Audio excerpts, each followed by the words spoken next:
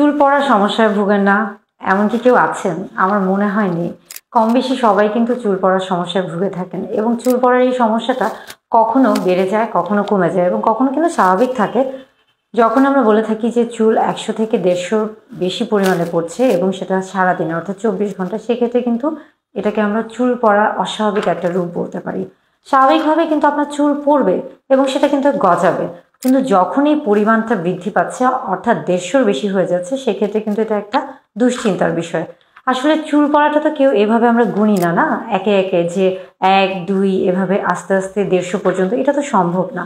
কিন্তু হ্যাঁ, চুল পড়ার পরিমাণ দেখে বুঝতে হবে। যখন মনে হবে যে আপনি যখন চুল আঁচড়াচ্ছেন বা কোনো কারণে হয়তো বা চুল আঁচড়ানোর পরে হাতে অনেক বেশি চুলের একটা গোছা হচ্ছে পড়ে, দেখছেন যে অনেক বেশি চুল হাতের মধ্যে রয়ে গেছে, কিংবা আপনি চুল আঁচড়ানোর পরে দেখছেন যে হয়তো বা আপনি যেখান দিয়ে হাঁটাচলা করছেন আপনার ঘরের বা আপনার যে কর্মক্ষেত্র রয়েছে বা যেখানে আপনি সবসময় হাঁটাচলা করছেন সেখানে মেঝেতে চুল পড়ে থাকছে, অর্থাৎ আপনার সেক্ষেত্রে বুঝতে হবে যে এখন অবশ্যই আপনার চুল পড়ার দিকে যত্ন নিতে হবে।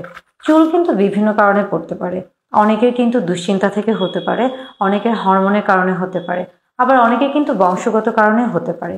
আবার গর্ভকালীন সময়ে কিন্তু অনেকেরই চুল পড়া বেড়ে যায় এবং আরও বেশ কিছু সমস্যা থাকলে হতে পারে, যেমন অনেকে বিভিন্ন ধরনের রোগে ভুগে থাকেন এবং সেই কারণে কিন্তু তারা বিভিন্ন ধরনের চিকিৎসা সেবা গ্রহণ করে থাকেন, যেটাকে আমরা বলে থাকি যে মেডিকেশন নিয়ে থাকেন, অর্থাৎ বিভিন্ন ধরনের হয়তো বা ওষুধের একটা পার্শ্ব প্রতিক্রিয়া থাকতে পারে। আবার যারা কিনা আমরা বলে থাকছি যে কোমরবিড কন্ডিশন, অর্থাৎ যারা দীর্ঘদিন ধরে এমন কোনো রোগে ভুগছেন যেটার জন্য দীর্ঘদিন ধরে তাকে একটা চিকিৎসা সেবা গ্রহণ করতে হচ্ছে, যেমন ধরুন কেউ যদি ক্যান্সারে আক্রান্ত হয়ে থাকেন, সেক্ষেত্রে যদি হয়তো বা রেডিওথেরাপি বা কেমোথেরাপি নিয়ে থাকেন, সেক্ষেত্রেও কিন্তু তার চুল পড়ার পরিমাণটা বেড়ে যেতে পারে। অর্থাৎ চুল পড়া কিন্তু বিভিন্ন কারণেই হতে পারে। তাই নির্দিষ্ট কোন কারণে আপনার চুলটা পড়ছে এটা জানার জন্য অবশ্যই একজন বিশেষজ্ঞ চিকিৎসকের পরামর্শ নিতে হবে এবং তার চিকিৎসা সেবার মাধ্যমেই কিন্তু তার পরামর্শ অনুযায়ী মেনে চলে কিন্তু আপনার চুল পড়ার সমস্যার সমাধান করতে হবে। প্রথমে বুঝতে হবে যে কেন চুল পড়ছে এবং সেই অনুযায়ী চিকিৎসা সেবা গ্রহণ করতে হবে। অনেকেই কিন্তু অনেক বেশি সচেতনতার কারণে অনেক প্রসাধনী দিয়ে চুলের যত্ন নিতে চান এবং সেই ক্ষেত্রে তিনি হয়তো বা জানেনই না যে সেই প্রসাধনী তার চুলের জন্য মানানসই কিনা, এবং যখন কিনা এটা বেমানান হয়ে যায় তখনই কিন্তু চুল পড়া বেড়ে যেতে পারে, অর্থাৎ হিতে বিপরীত হতে পারে।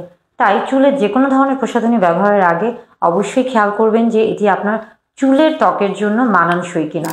এবং সবচেয়ে গুরুত্বপূর্ণ যে বিষয়টি হচ্ছে সেটি হচ্ছে চুলের ত্বকের যত্ন করা, অর্থাৎ মাথার যে ত্বক রয়েছে সেটাকে পরিষ্কার পরিচ্ছন্ন রাখা। যদি আপনি খুশকিতে আক্রান্ত হয়ে থাকেন বা ছত্রাক জাতীয় জীবাণু দ্বারা আপনার মাথার ত্বক আক্রান্ত হয়ে থাকে, সেই ক্ষেত্রে কিন্তু চুল পড়ার পরিমাণ বেড়ে যেতে পারে। অর্থাৎ আপনার চুলের ত্বককে পরিষ্কার রাখতে হবে। অবশ্যই আপনি সপ্তাহে 2 থেকে 3 দিন মেডিকেটেড শ্যাম্পু দিয়ে আপনার চুলের ত্বকটাকে পরিষ্কার করবেন। এবং অনেকের ক্ষেত্রে এই চুল পড়ার আগে কিন্তু বেশ কিছু মাথায় গুটি গুটি দানা দানা গোটা গোটা দেখা যায়, বা অনেকের ক্ষেত্রে কিন্তু হঠাৎ করে মাথার ত্বকের একটা অংশ থেকে অনেক বেশি পরিমাণে চুল পড়ে যায়। সেটা কিন্তু চুল পড়ার আরেকটা সমস্যা। অর্থাৎ যেই সমস্যাগুলো থেকে আপনার চুল পড়া হচ্ছে সেগুলোকে বোঝার জন্য আপনাকে অবশ্যই একজন বিশেষজ্ঞ চিকিৎসকের শরণাপন্ন হতে হবে এবং তার পরামর্শ মেনে তারপরেই কিন্তু চিকিৎসা সেবা গ্রহণ করতে হবে। তবে চুল পড়া যদি অনেক বেশি হয়ে যায় সেক্ষেত্রে কখনোই চিন্তা করবেন না, কেননা আপনি যদি এই চুল পড়া নিয়ে দুশ্চিন্তা করে থাকেন সেই ক্ষেত্রে কিন্তু আপনার চুল পড়ার পরিমাণটা আরও বেশি বেড়ে যাবে। ওই যে একই হিতে বিপরীত হওয়া, অর্থাৎ চুল পড়া যদি বেড়ে যায় সেই ক্ষেত্রে অবশ্যই নিজের চুলের যত্ন নিন এবং চিকিৎসা সেবা গ্রহণ করুন।